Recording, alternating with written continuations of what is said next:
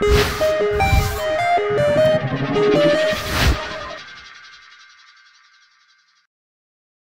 and welcome to Bits of Blender. I'm here with my boy Richard.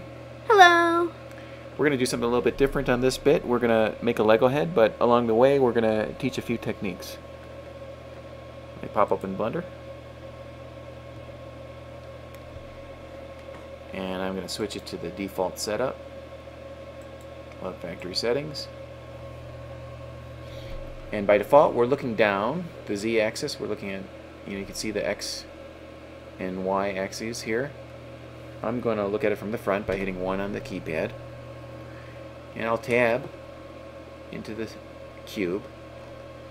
I'm going to zoom in a bit and hit X, and I'm going to delete all those vertices because we're going to start from scratch. And I'm going to draw holding the control key and left mouse clicking. I'll go click.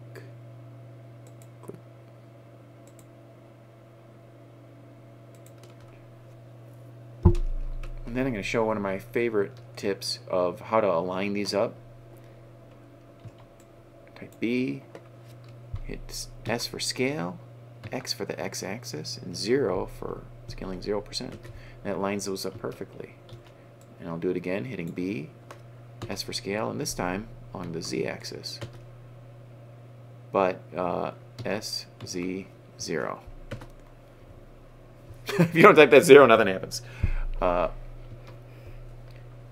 And then I'm going to futz with this a moment.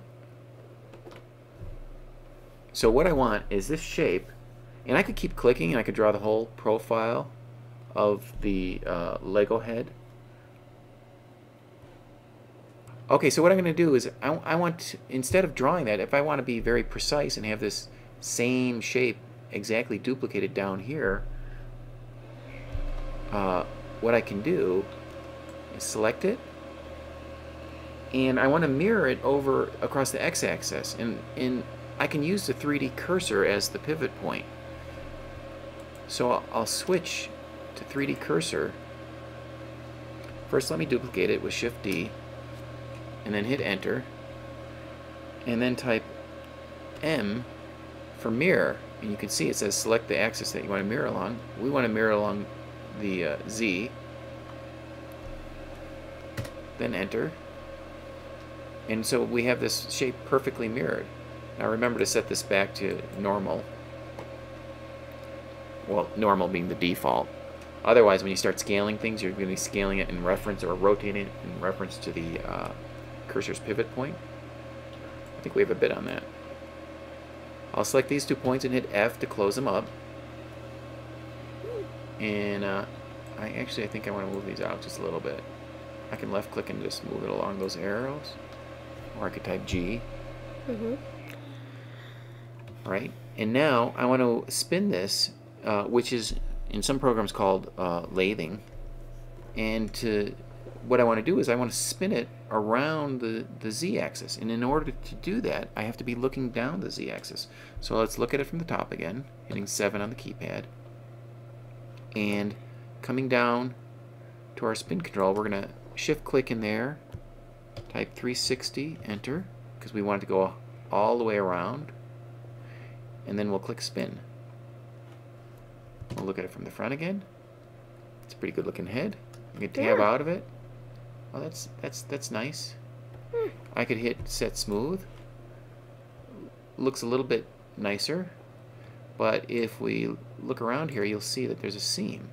So what's going on there is when we did the lathe, the spin, we wrapped it all the way around at this point, but it doesn't connect them by default. So we'll select all and type W, remove doubles. It removes 8 vertices. And then I select these. Perfect. It's nice and sealed in. So now, let's look at it from the front again. We'll tab out of it. You know, that's looking all right.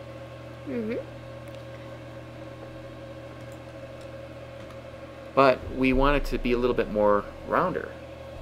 So something we can do is add a modifier. We can say, let's subsurface this. So now looks a little bit rounder, but we've got some weirdness going on here. What we need to do is select these all and recalculate the normals so they're all pointing outside. Control N. Control N. Sorry about that. Thanks, Richard. I'm going to have this be a little bit more detailed while I'm modeling it. It's nice smoother, but it doesn't look quite as Lego-y now. So there's a couple things we can do. One thing is we can select this ring here, and we can crease the subsurfacing. So we can go in, do Shift E, which that's under Edges, Crease Subsurface. So what that does is it allows us to make a sharper crease. You can see that here. Let's do that. Shift E just a little bit more. Have out of that. That's one way to do it. Mm-hmm. Another way, let's make sure we undo that. Another way to do it is adding geometry. Now there's pros and cons to both approaches. The nice thing about adding geometry is it's very easy to do, and it's also easy to see that you did it. Whereas if you have something creased that you add a little bit of creasing to, it may not be obvious. And I don't know if I didn't point out, when you do Shift E, you can see that you have a value from -1 to +1 as your value range. But it's not that obvious to someone else if they have to look at your model either. So what we can do here is we can do Control R to add a ring cut and just move that down to whatever we think looks right. And if we were planning ahead, when we drew that original shape up here, we could have drawn the line with that ring cut built in. Mm-hmm. Right? Yeah. It's always nice to know you're planning ahead. Yeah. Now another thing is, that looks pretty good. More Lego-y by the moment. This is sort of a gentle curve here. I want it to be a little more straighter, so I can do another ring cut. Type 2, because I want 2.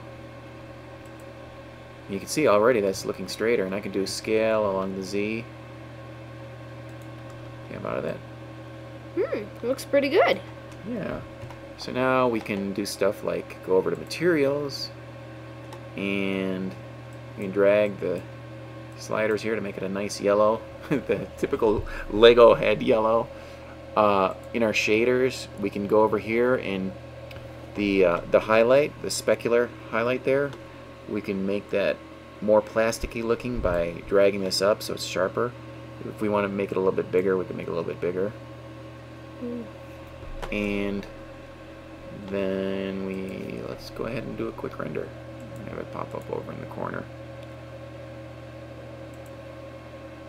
There we go. Not bad. No. It's pretty good. Alright, we'll see you guys next time. Bye!